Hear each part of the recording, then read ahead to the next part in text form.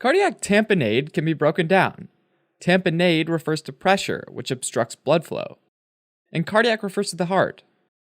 So in cardiac tamponade, there's a buildup of fluid in the pericardium, and that fluid puts pressure on the outside of the heart. As a result, the heart's unable to pump normally and blood flow is obstructed.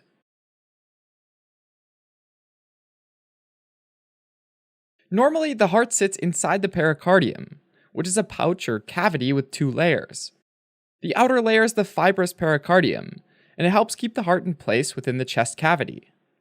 The inner layer of the pouch is the serous pericardium, and that includes the pericardial cavity, and is filled with a small amount of fluid that lets the heart slip around as it beats.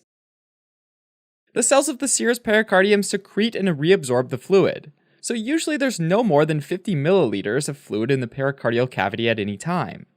That's about as much as a big shot glass.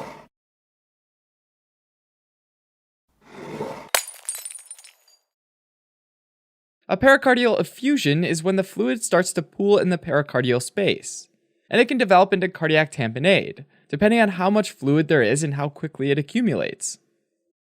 A rapid accumulation of fluid can happen as a result of trauma to the chest.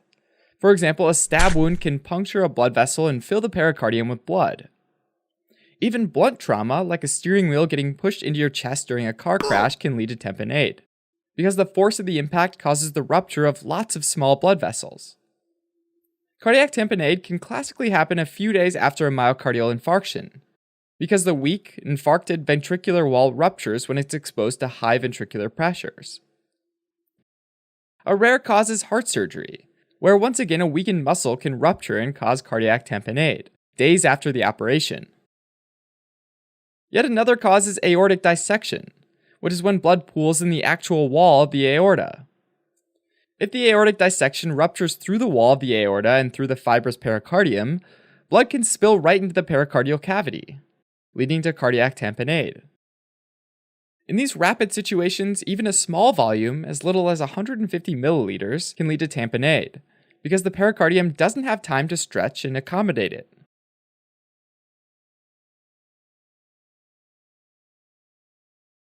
Other causes of cardiac tamponade typically happen over long periods of time, and in these cases the fluid comes from a chronically inflamed serous pericardium that can't reabsorb pericardial fluid as quickly as it builds up. This includes cancers that have spread to the pericardium, often from the lung and the breast. Another cause is uremic pericarditis, where blood levels of urea, which is a nitrogen waste product, get really high, usually due to a kidney problem. The high levels of urea irritate the serous pericardium.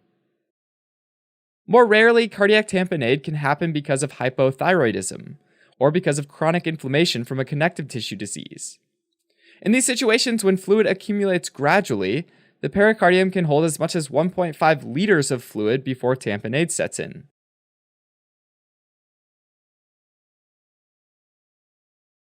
So tamponade means that fluid puts pressure on the heart itself, preventing it from fully stretching out or relaxing between contractions. This means that cardiac chambers can't fill with blood properly, and this causes a decrease in cardiac output or a lower amount of blood being squeezed out with each heartbeat, which leads to hypotension. Less blood leaving the heart also means less blood reaches the organs and tissues, and the heart tries to compensate for its low output by beating faster.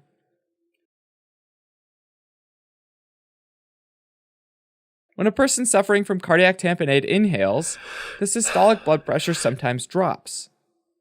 Normally, breathing in creates a tiny bit of negative pressure, which pulls blood into the heart, momentarily increasing systemic venous return. When that happens, the right heart volume increases, and the right ventricle expands a bit into the pericardial space, so it doesn't affect the left heart volume at all. In cardiac tamponade, during inspiration, the right ventricle can't move into the pericardial space, so the extra volume pushes the interventricular septum toward the left. This leads to a reduction in left ventricular diastolic volume, a lower stroke volume, and a drop in systolic blood pressure during inspiration. A decrease in the systolic pressure of greater than 10 millimeters of mercury is called pulsus paradoxus, and is a classic sign of cardiac tamponade.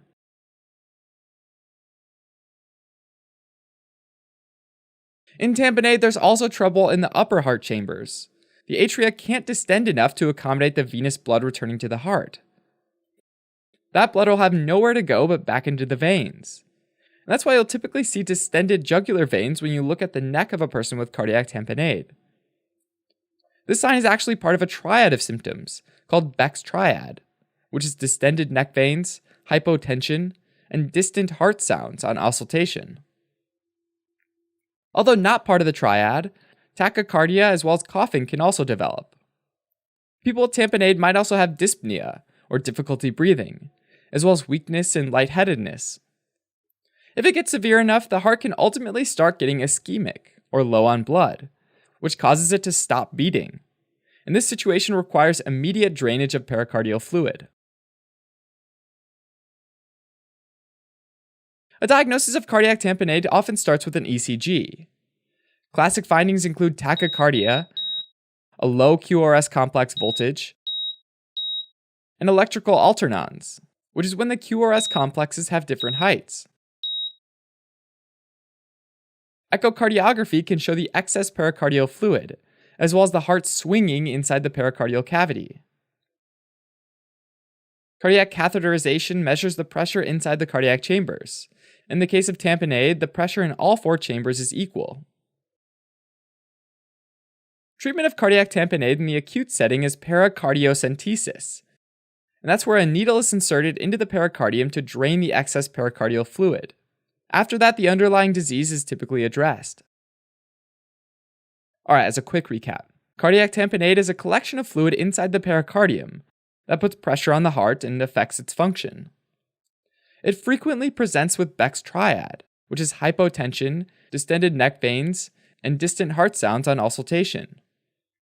Treatment of cardiac tamponade requires an immediate pericardiocentesis, as well as management of the underlying condition.